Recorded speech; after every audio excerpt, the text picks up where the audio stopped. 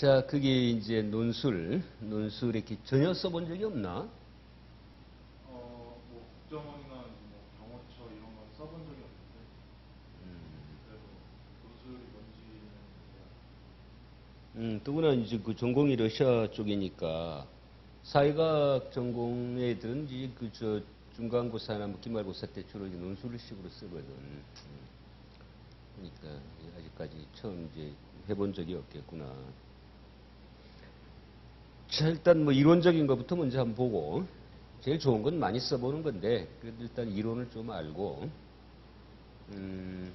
논술문을 작성할 때는 문제와 지문을 먼저 읽고, 주어진 주제와 지문에 나타나는 문제를 파악하여 정리하고, 당연한 이야기인데 이걸 잘 못해, 근데.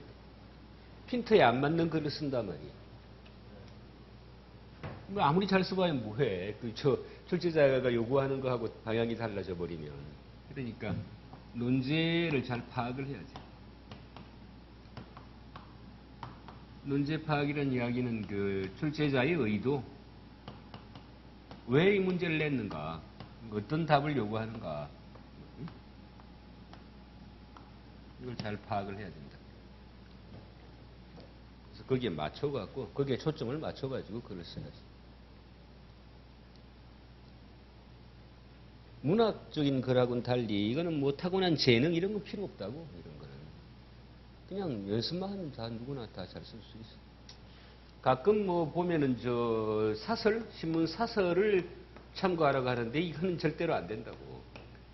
사설은 그 사설을 쓰는 사람들은 그 권위도 있고 또 자기 주장이 강하단 말이에요. 확고한 자기 주장을 그 펴야 되는데 이런 그 시험용 논술에서는 이 자기 주장이 너무 강하면 또 안 된다고. 감성적인 거는 가능하면 배제하고 논리적으로. 논술이라는 게 논리적인 글이란 말이에요. 논리, 이성적인 거. 장문 같은 거 이런 건 감성적인 글이지만 이건 감성적인 요소가 들어가면 안 돼. 절대 냉정하게 문학적인 표현을 쓴다든가 뭐 이런 것도 안 되고, 또 특히 채점하는 사람이 네이버 검색을 하게 만들면 불합격이다 이런 말이 있는 것처럼 뭐 이런 유명한 학자의 이론이라든가 뭐 학설이라든가 이런 것들을 덜먹이면 안 되고,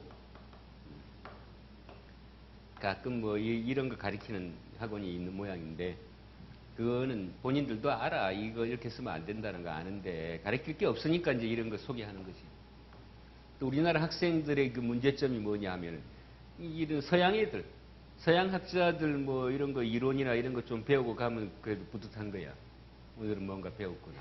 이런 식의 교수들이, 나도 외대에서 한 20년 강의했지만 교수들이 스스로 자기들을 자조적으로 부르는 게 수입업자라고 그러잖아요. 수입. 외국 이론 수입해갖고 애들한테 알려주는 거. 그런 시대는 이제 지나간 거지. 나도 프랑스에서 그 유학을 하긴 했지만은 별로 그 사회과학 쪽은 별로 뭐 걔네들도 이제 뭐 전 세계가 다 그 비슷한 수준이 돼버렸는데 뭐 굳이 유학 갈 것도 없어 보면.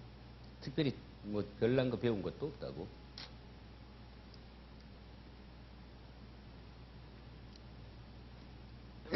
대부분 이제 외국 가갖고 그 박사학위 따올 때 그 일종의 그 눈에 보이지 않는 거래가 이루어지는 거예요. 대부분의 교수들이 박사 논문이 뭐냐? 한국에 관한 걸 쓰는 거야, 한국. 정치학 같은 경우 한국 정치관에 썼다. 그러면 이제 국제정치학 박사 이런 게 나온다. 얘네들은 가만히 앉아서 한국에 관한 정보를 얻고 그 대가로 학위를 주고 이런 그 교환이라고, 교환. 나는 한국에 관한 걸 안 쓰고 프랑스 걸 쓰려고 했더니 교수가 그러더라고. 아니 왜 프랑스 걸 써? 내가 한국 걸 쓰려면 뭐하러 프랑스 오겠느냐. 그러니까 좀 이제 말은 못하지만 아니 그냥 쉬운 길을 놔두고 왜 어려운 길을 가려고 하는가. 본인들 입장에서는 한국에 관한 자료를 와갖고 뭐 주니까 좋은 거고 나는 쉽게 받아가니까 좋은 건데 왜 그 어려운 걸 하려고 하느냐. 그게 쉬운 일인지는 알지만은 유학을 가는 이유가 그 나라에 관해서 배우려고 하는 거 아니야. 그럼 프랑스 사상에 대해서 배워야지 한국 거 써놓고 뭐 이런 교육부 장관도 하고 했던 내 은사는 그 저 미국에서 박사학위 받았는데 논문이 새마을 운동이야. 뭘 배웠다는 이야기야 도대체. 그냥 거래한 거지 거래. 그것도 그 공동 미국 애랑 자기랑 공동으로 써가지고 자기가 그 대충 이야기해준 미국 애가 영어로 적고 뭐 이래갖고 둘이서 같이 박사학위 받는 아주 그 편한 길들을 택한 것이.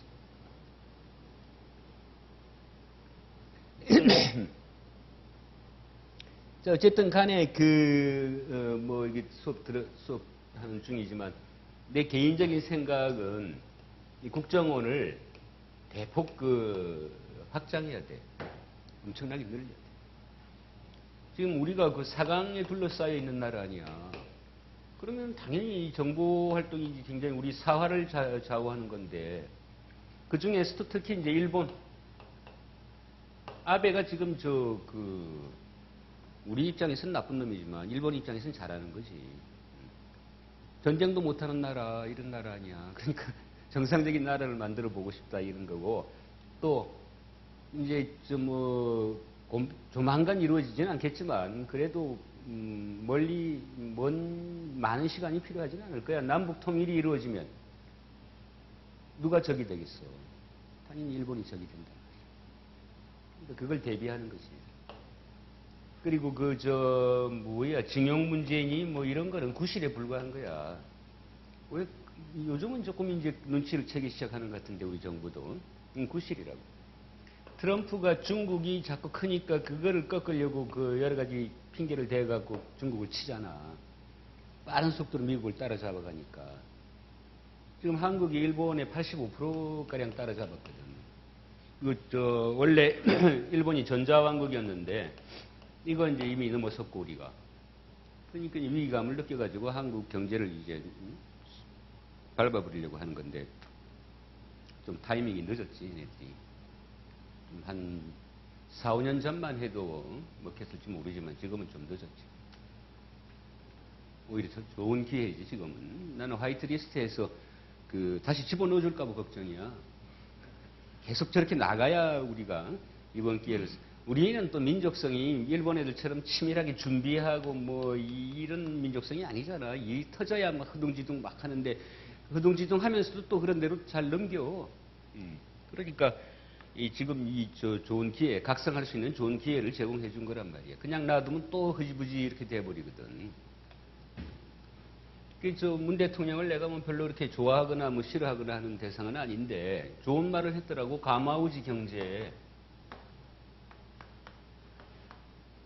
가마우지 일본 어민들이 주로 쓰는 방법이지. 가마우지란 새 목에다가 이렇게 묶어갖고 생선 삼키지 못하게 한 다음에 얘네들을 풀어갖고 생선을 잡아오게 하는 거예요. 그거 뺏어먹는 나쁜 놈들이지. 그걸 뺏어갖고 자기네들이 가져가. 이 우리나라가 그 꼴 아니야. 일본이 우리 키워갖고 돈 벌어갖고 일본에 갖다 바치는 거. 이때까지 한 번도 우리가 일본을 상대로 흑자를 본 적이 없어. 엄청난 적자를 계속 봐온 거야. 그러니까 한국 하나 좀 키워갖고 돈벌이에 엄청나게 이용한 거지. 이 감을. 열심히 일해갖고 벌어갖고 일본한테 갖다 바치고. 근데 그걸 왜 간과하는지 몰라. 이것보다 더 큰 거. 일제시대보다 더 엄청난 착취를 당하고 어마어마한 돈이 빠져나가고 있는데 그걸 왜 고리대금업 우리나라 고리대금업 하는 애들 99%가 일본 애들이야. 뭐 사나니 이런 건 아예 노골적으로 일본 이름을 쓰지만 뭐 친해저축은이니 은행이니 무슨 뭐 이런 것들 다 검색해봐. 이름 뭐 나카무라 뭐 사장 이름. 한국 사장을 바지로 앉혀놓은 것도 또 있고. 왜냐하면 일본 애들은 마이너스 금리니까 그 돈 가져다가 여기서 20 몇 프로씩 옛날에는 30%도 넘었지. 가만히 앉아가지고 어마어마한 돈이 빠져나간다니까. 일제시대는 그래도 얘네들이 뭐 군인도 보내고 공무원도 보내갖고 뭔가 비용을 들이기라도 했지. 이건 비용도 들어갈 거 없어. 가만히 앉아있으면 그냥 이자가 그냥 어마어마한 돈이 빠져나가는데 이거부터 쳐야지 하는 거지. 러시안 캐시니 뭐 이런 거 전부 다 엄청난 돈을 벌어가잖아. 가만히 앉아가지고. 가마우즈지. 그거야말로 가마우즈. 그 거대한 일본 연구소를 만들고 또 국정원 안에도 이제 그런 연구소가 있어야 되겠지만 국정원에 일본 부서를 늘려야 된단 말이야. 저걸 알아야 될 거 아니야. 저걸 알아야 우리 뭐 규탄 대회이고 왜 하는지 알 수가 없어. 참 이상한 이해가 안 가. 규탄 대회 한다고 달라질 게 아무것도 없거든. 자기 스트레스 푸는 것밖에 아무것도 없잖아. 일본 애들이 뭐 그걸로 영향을 받는 것도 아니고. 요즘은 좀 나아졌지만 옛날에는 일본 규탄 대회하고 이제 돌아가면서 마일드 세븐 피우고 뭐 이런단 말이야. 특이한 민족이라니까. 일본 애들은 치밀하게 냉정하게 분석하고 연구하고 대비하는. 그래서 이순신 장군한테 패배한 이래로 300년간을 얘네들이 하객진을 연구한 거야. 뭐 그거 하나 가지고 300년을 연구하느냐 이렇게 생각할지 모르지만 그래갖고 드디어 그걸 써먹어갖고 러일 전쟁에서 그 발틱 함대를 격침시켰단 말이야. 도조지 도조 제도. 전 세계 신문기자들이 몰려와가지고 인터뷰를 했다고. 넬슨하고 당신하고 비교하면 누가 더 나은가. 그랬더니 얘가 아주 건방지게 넬슨은 자기 발끝에도 못 따라온다. 그러니까 모두 경악했지. 너무 이 건방진 이야기를 하니까. 그런데 갑자기 다른 나라 기자들이 알지도 못하는 이순신 이야기를 꺼내는 거예요. 그러나 이순신하고 자기를 비교하면 자기는 발끝에도 못 간다. 자기는 이순신 장군의 전법을 흉내내가지고 그 세계 당시 최강이었던 그 러시아의 발틱 함대를 격침시켰다. 그러니까 그런 정도로 얘네들은 뭔가 늘 분석하고 대비한단 말이야. 연구하고. 우리는 뭐 전혀 이런 거 안 하잖아. 그러니까 지금부터라도 규탄 대회하고 감정 발산하지 말고 굉장히 감정적인 민족인데 우리가 연구를 해야 돼. 일본 연구를 해갖고 일본 산업의 그 어떤 장단점, 허점 이런 것도 파악을 하고 또 국정원이 뭐 하는 일이 그런 거 아니야? CIA도 그런 짓 하는데 가갖고 일본 우익놈들 죽여버리고 교통사고를 위장한다거나 뭐 이런 식으로. 아베는 허수아비거든. 그 일본 우익, 일본 회의. 일본 회의에 회원들도 겉으로 드러나는 회원들은 별거 아닌 애들이고 뒤에 이제 숨어 있는 애들. 이런 애들. 미쓰비시니 뭐 이런 거 징용 문제에 민감하게 반응하는 이유도 그거라고. 전범 기업들이 다 여기에 속해 있거든. 극우익, 극우. 그런 걸 잘 연구해가지고 아니 정보기관이 하는 일이 뭐야 도대체. 가가지고 그런 거 자꾸 쓸데없는 이야기 하는 놈들 죽여버리고 그래야 될 거 아니야. 국정원이 너무 약해졌어 지금은. 이제 뭐 북한 관련 부서를 왕창 줄였으니까 그만큼 일본 관련 부서를 늘려야 돼. 중국, 일본, 미국, 러시아 이런 사강들에게 많은 요원들을 파견해갖고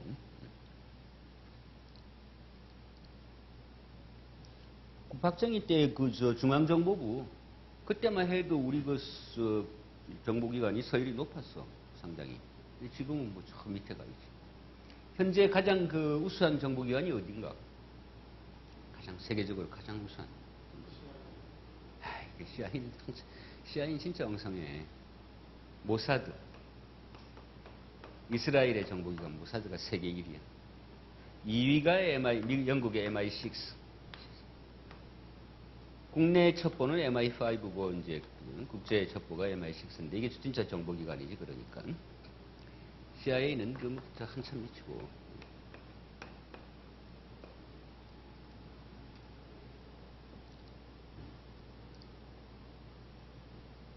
우리나라 중앙정보부도 옛날에는 상당히 서열이 높았는데 이런 모사드보다 더 뛰어난 정보기관은 아니고 정보 수집 능력을 가지고 있는 나라 일본이야. 일본은 전 국민이 정보원이야. 일본이란 나라 자체가 전체주의라고. 민주주의가 아니야 절대로. 개미 군단. 시키면 시키는 대로 일사분란하게 움직이는. 정부를 대상으로 데모하는 거 거의 못 봤잖아, 일본 애들. 후쿠시마 앞바다에서 난 그 물고기를 좀 먹고 있길래 우리 교포들이 놀래가지고 왜 그걸 먹느냐 그랬더니 정부가 안전하다 그랬다는 거죠. 우리는 정부가 무슨 발표를 하면 일단 그 안 믿고 보는데 얘들은 일단 뭐 그냥 무조건 믿는 거예요. 해외에 나가 있는 그 주재원들, 또 회사, 일본 기업들, 그 지점들, 이게 다 정보원 역할을 해. 그래서 그 어떤 정보기관보다 해외에 나가 있는 일본 지사, 일본 회사의 지사, 이게 훨씬 더 빨리 정보를 입수해, 얘네들이. 일본 국회의원들, 뭐 일본 정치인들이 왜 그 말도 안 되는 망언을 하느냐 말이야. 자기들도 말이 안 된다는 거 알거든. 근데 망언을 하면 다음번 선거에서 운동 안 해도 당선돼. 100% 당선돼. 그러니까 선거 운동하는 셈 치고 말 한 번 하면 되는 거니까 한국을 향해서 망언을 한다. 그 말은 뭐냐 하면 일본 국민들 속마음이 그렇다는 이야기지. 겉으로는 뭐 비판도 하고 이러지만 속으로는 막 그 박수치고 이런다. 일본 애들은 거의 한 90% 이상이 속으로는 다 극우라고 보면 되고 정부랑 항상 보조를 또 같이 하니까 이렇게. 그 며칠 전에 신문에 났잖아. 일본 대학에서 교수하고 있는 우리나라 사람이 대학생이야. 초등학생도 아니고 대학생들한테 일본의 주인이 누구냐 그랬더니 천황이라고. 그래서 여기 일본은 민주주의 국가 아니냐 그랬더니 그렇대. 이 민주라는 말은 국민이 주인이라는 이야기 아니냐. 그럼 너희들이 주인이지 그랬더니 굉장히 좋아하더래. 아, 우리가 주인이구나 뭐 이러면서. 이거 굉장히 수준이 낮아. 정치 수준이 얘네들은.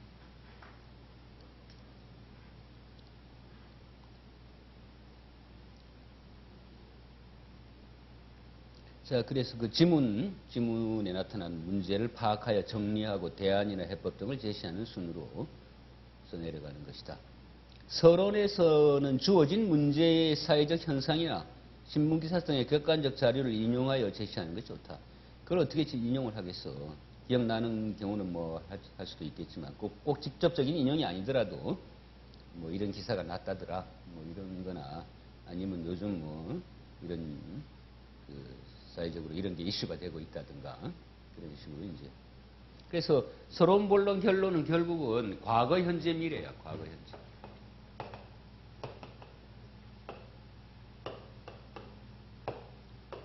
서론은 지금 옛날부터 지금까지 쭉 전개되어져 온 상황 이거고. 그럼 본론은 이제 현재 뭐가 문제가 되고 있고 어떻게 또 그걸 해결해야 될지 이런 거고. 미래는 이제 그래서 앞으로 나갈 방향 이런 식으로 이제 전개가 됐으면 좋겠다 하는 그런 방향. 그러니까 결과적으로 간단하게 말하면 과거, 현재, 미래다 이렇게 보면 되는 거지. 그리고 대략적으로 뭐 극자로 잰 듯이 이렇게 정확하게 나눌 수는 없겠지만 대략 이게 한 25%, 결론 한 25%, 본론 한 50% 이런 정도의 비율이면 되는 것이죠. 그리고 서론하고 본론 사이는 구별하기 위해서 제목을 붙이는 건 아니니까 한 줄 띄워주고 본론하고 결론 밑에도 한 줄 띄워주는데 본론 안에서 이제 좀 다른 이야기를 할 때는 그냥 단락만 바꾸면 돼. 근데 서론하고 본론, 결론 사이는 이게 확실하게 구분이 될 수 있도록 한 줄씩 띄워주는 게 좋다고.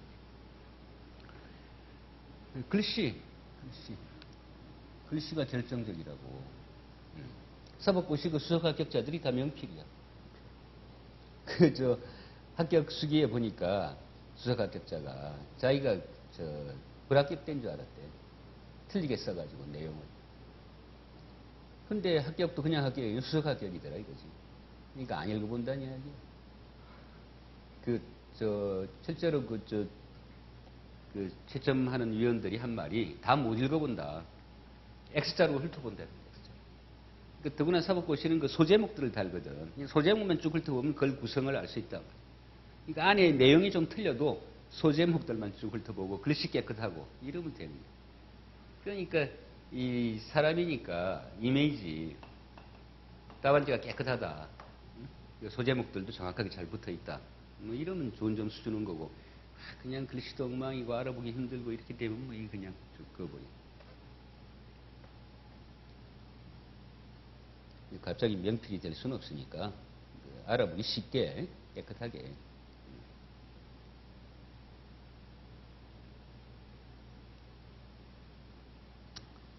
자, 그리고 본론에 들어와서는 주어진 주제나 지문에 대한 대중의 평가나 다른 사람의 생각, 해석을 설명하는 것이 좋고, 그래도 자기 생각이 주로 들어가야지. 결론에서 이제 나의 생각이나 대안을 제시한다. 앞으로 이런 쪽으로 갔으면 좋겠다고 하는 대안. 다른 사람과는 다른 나만의 생각, 뭐 이런 거가 특별히 거기에 집착하면 안 되고, 어떤 주어진 논제에 맞춰갖고 쓰기만 하면 되는 거니까, 꼭 다른 사람하고 다르게 써야 되겠다. 이런 생각을 하면 안 된다. 너무 잘 쓰겠다고 하면 오히려 안 돼. 이런 어떤 형식을 잘 지키고, 그 다음에 요구하는 그 분량을 대충 맞추고, 또 시간이 모자라가지고 끝을 못 맺으면 말짱할 거거든. 그러니까 시간 관리를 잘하고. 이것만 해도 그 어느 정도 방어가 된단 말이야. 요게 이제 그 통과돼야 그 다음에 이제 내용을 따지는 거지. 근데 그 전혀 아무런 그 준비도 없고 그 써보지도 않고 시험 보러 가는 애들도 많더라고 보니까. 무슨 배짱인지 몰라. 연습하면 할수록 그 논술은 느는 건데. 전혀 이게 형식도 안 맞고 뭐 분량도 다 못 맞추고 이런 애들 많아. 아주 잘 쓰는 애들이 가끔 있지만 뭐 그건 어쩔 수 없고 수석 합격할 필요는 없잖아. 그러니까 뭐 꼴찌로라도 붙으면 되는 거지. 그러면 최저선을 일단 통과해야 된다. 그런 다음에 이제 내용에서 좀 다른 애들 거보다 좀 좋으면 더 좋고, 시간 관리도 잘 안 되고, 욕심이 앞서가지고 서론이 한 50% 되고, 뭐, 그 본론이 한 30% 되고, 결론 한 20% 되고, 이렇게 되면 읽어볼 필요도 없는 글이 된다. 형식 자체가 안 맞는다. 너무 짧게 쓰거나 너무 많이 써도 안 되고, 분량을 대충 맞추고. 그런 것들은 뭐 연습을 통해서 얼마든지 이제 할 수 있으니까. 자, 두 번째 보면 문제 및 지문을 꼼꼼하게 읽고 문제의 의도, 출제자의 의도를 파악한다. 지문을 잘 이해하는 거고 제시된 지문을 잘 파악해야 출제자의 의도를 알 수 있다.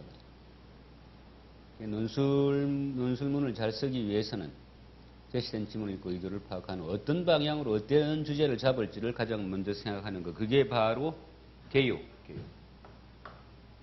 작성을 반드시 해야 돼. 이건 뭐 본인용이니까 남한테 보여주는 게 아니니까 한 10분 정도는 작성을 해야 돼. 그래서 서론에서는 뭘 쓰고 본론에서는 뭘 쓰고 결론에서는 뭘 쓸 것이다.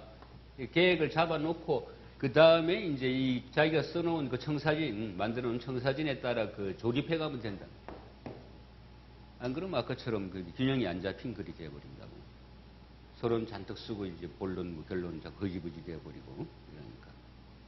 서론에서는 어떤 식으로 쓰고 본론에서는 어떤 식으로, 결론에서는 어떤 식으로. 이런 자기만의 어떤 청사진 설계도를 만들어 놓고 이 설계도에 따라 이제 조립을 해가면 되는 거죠.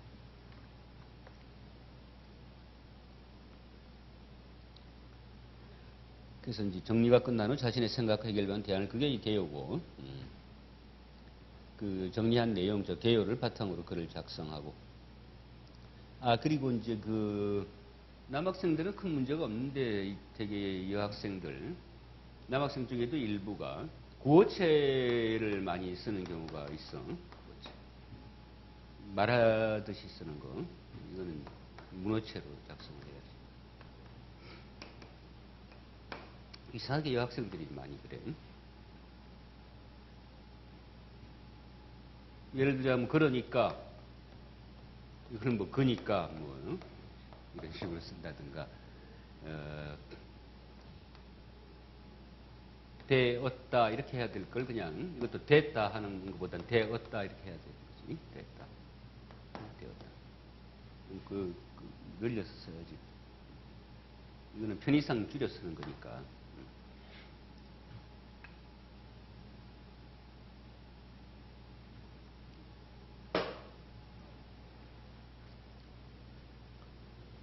자, 글을 다 쓴 다음에 물론 이런 시간이 있으면 좋은데 검토 및 수정을 한다. 이거는 뭐 시간이 충분히 남은 경우에 그렇게 하는 거고. 자, 다음 페이지에 보면은 논술문 쓰기의 기본. 뭐 거의 같은 이야기인데 문제 또는 지문의 주제가 이미 나와 있는 경우가 대부분이다. 나와 있어야지 당연히. 하나의 주제, 현상, 사건에 대해 각각의 사람들이 어떻게 자기 주장을 펼치는지, 얼마나 논리적으로 서술했는지, 논리적 서술이라 그래서 논술 아니야. 그래서 결국은 좋은 글이냐 아니냐 하는 거는 읽어봐가지고 앞뒤가 맞는다. 나하고 다른 생각을 썼더라도 상관없다고 그거는. 생각 자체는 상관이 없어. 주장 자체는 나하고 달라도 상관이 없어. 근데 그걸 논리적으로만 앞뒤가 논리적으로 들어맞는다 하면 그건 합격이라고. 어떤 주장을 했든 자신 있게 논리적으로 쭉 전개를 하면 된다. 이런 거지. 근데 주장하고자 하는 바는 좋은데 앞뒤가 안 맞는다. 형설수설하고 있다. 이러면 그거는 뭐.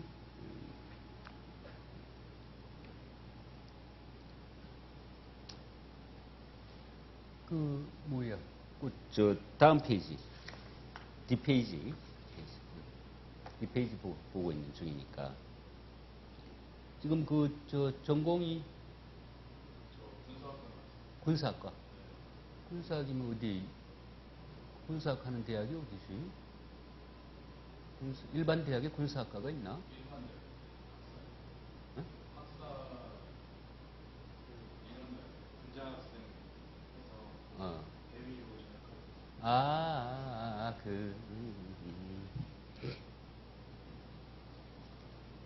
그래서 머리가 짧구만. 장교 스타일이.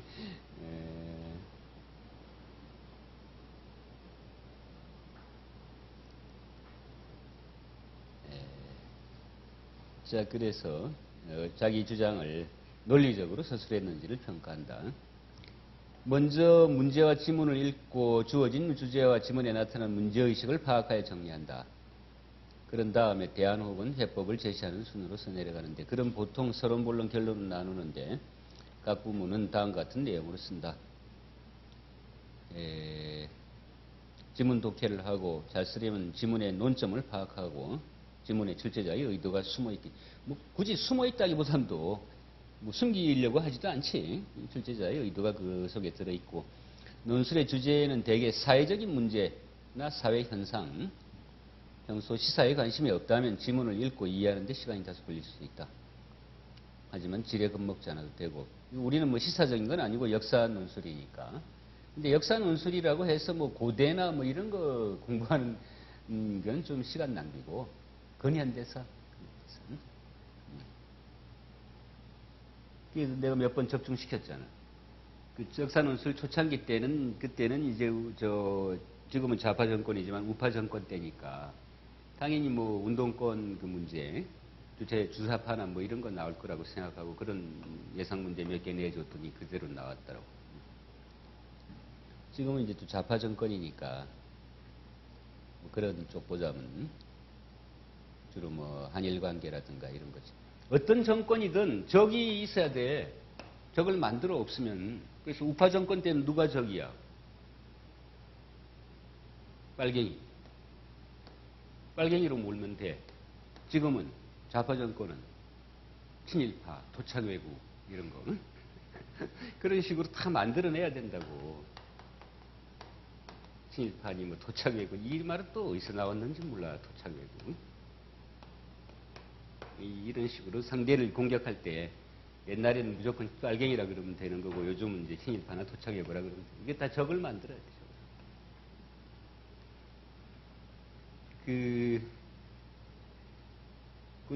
군 출신이니까 알겠구만. 군대나 정보기관, 특히 적이 있어야 돼. 적이 없으면 존재 이유가 없어. 그래서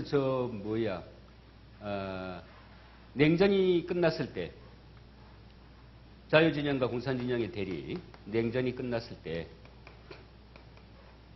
미국의 그 CIA가 고민을 했단 말이야. 예산도 확 줄 거고 이제 뭐 할 일도 없어질 거 아니야.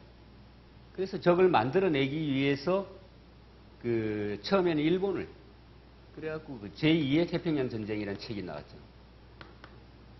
근데 이게 별로 뭐 설득력도 없고 그래서 이제 그 다음에 헌팅턴한테 돈을 줘갖고 문명의 충돌 해갖고 이제 그 이슬람교를 적으로 삼기 시작합니다. 이거는 뭐 공공연한 비밀도 아니야. 헌팅턴이 CIA 돈 받고 썼다는 거, 이거는. 다 아는 사실이지. 그래갖고 이제 그 이스라엘 애들하고 지금 대립하고 있는 거야. 근데 우리는 굳이 그렇게 안 만들어도 적이 사방의 적이야. 사방에서. 사방이 다 적이란 말이야. 옛날에 반미 운동한다고 촛불 들고 미국 비난하는 그런 거 보면 기가 막히더라니까.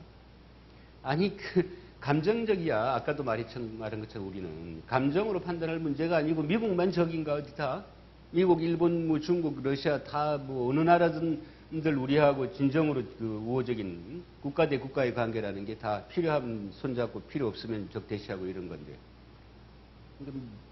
미국이 미워도 필요할 땐 이용하는 거고 필요 없으면 또 배척을 할 수 있겠지만 그러니까 반민이 반중이니 반일이니 반러니 이런 것보다는 다 적이라고 다 모두가 다 적이야 말이야. 필요할 때 이용하고 국가와 국가의 관계에는 신의니 윤리니 도덕이니 이런 게 다 필요 없는 거지.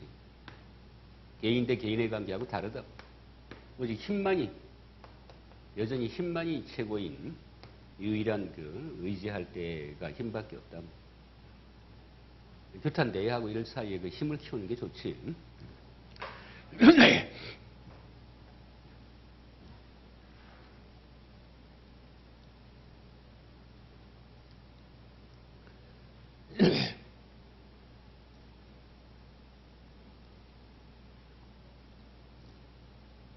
자, 그래서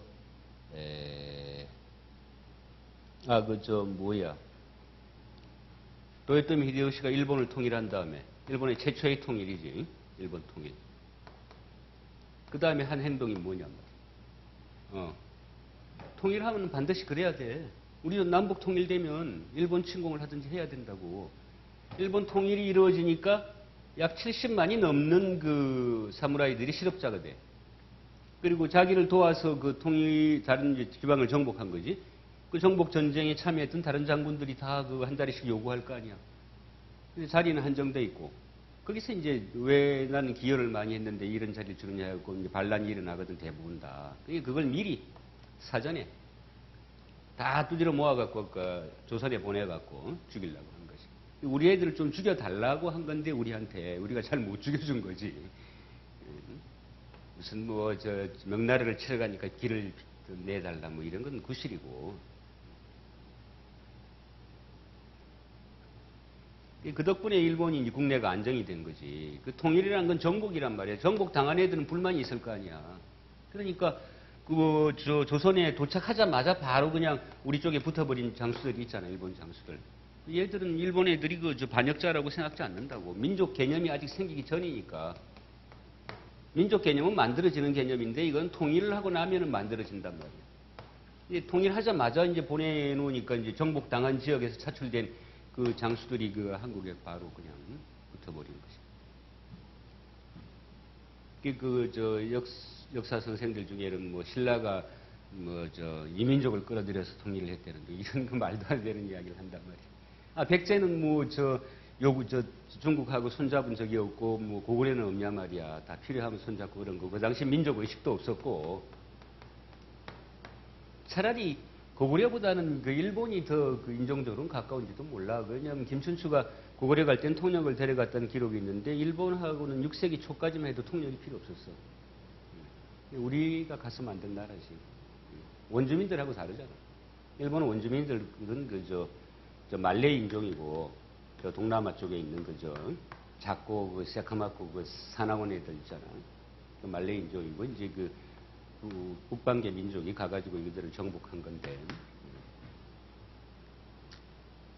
점차 이제 나라가 커지면서 한반도에 종속됐던 거 이런 거를 지우려고 역사서를 개조해가지고 가짜 거짓말 역사서를 만든 거지. 아베도 저거잖아. 쟤네 집안이 저 발해 쪽에서 간 애들이잖아. 대개 대륙에서 간 애들이 다시 대륙으로 돌아가고 싶어 해. 애들이.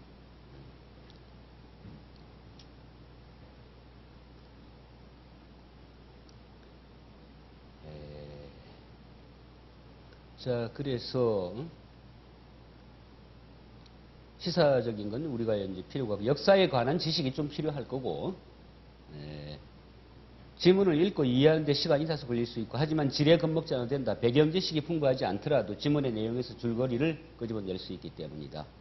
배경 지식이 있으면 좋고, 최악의 경우 없다. 그러면 그 지문에서 찾아보면 뭔가 쓸거리를 찾을 수 있다. 순서가 주제 파악, 그 다음에 핵심 요구사항 파악, 주제와 관련된 자신 있는 내용을 떠올린다. 뭔가 써야 되니까, 자신 없는 걸 쓸 수는 없으니까. 주제에 관한 논지와 관점을 정하고 어떤 식으로 전개를 할 것이라는 거. 이 긴 글의 경우인데 서론을 또 전반부, 후반부로 나눠갖고, 서론의 전반부는 도입부, 그 다음에 이제 중심부, 후반부인데, 도입부의 내용을 정하고 그걸 해석해 문제의식을 끄집어내는 중심부. 서론의 후반부는 본론으로 넘어가기 위한 일종의 전환을 하기 위한 거니까, 본론에서 뭘 쓰겠다고 하는 안내글을 정하는 게 서론의 후반부. 자, 본론은 이제 서론, 본론, 결론을 다 개요를 미리 짜야지. 그때 논지, 즉 자기 주장을 옹호할 수 있는 방법. 그러니까 논리적이어야 한다는 말은 어떤 주장을 펼치면은 그 주장에 대한 논리적 근거를 제시해야 돼, 근거. 일방적인 주장을 하는데 그런 주장을 뒷받침할 수 있는 근거가 없으면 안 되잖아. 되게 여학생들이 좀 그런데 주장만 하고 근거가 없는 경우가 좀 많다고. 이상하게 남자 여자는 좀 차이가 있더라고. 보면 사고방식이나 전개하는 방식이.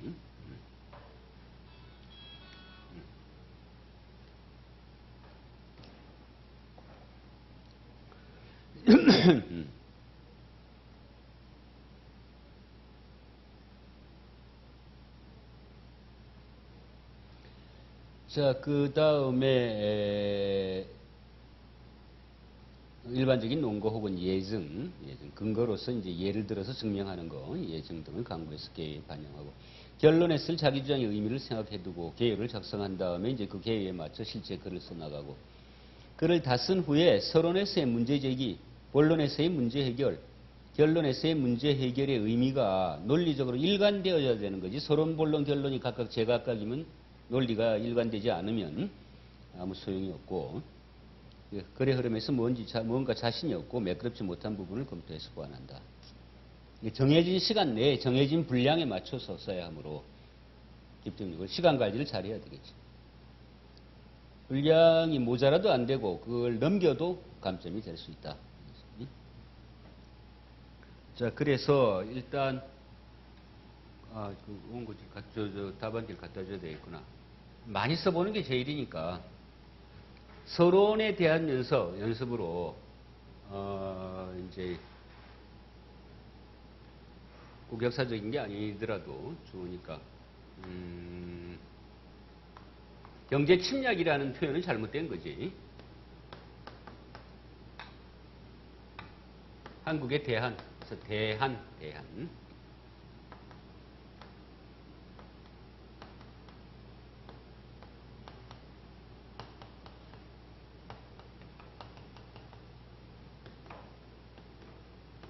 이런 주제가 나왔다고 하자. 그럴 경우에 이제 서론을 어떻게 쓸 것인지 한 1200자 정도에서 한 25% 300자 정도, 서론을 한 300자 정도를 한번 작성을 해보랍니다. 그걸 갖다 줄 테니까, 답안지.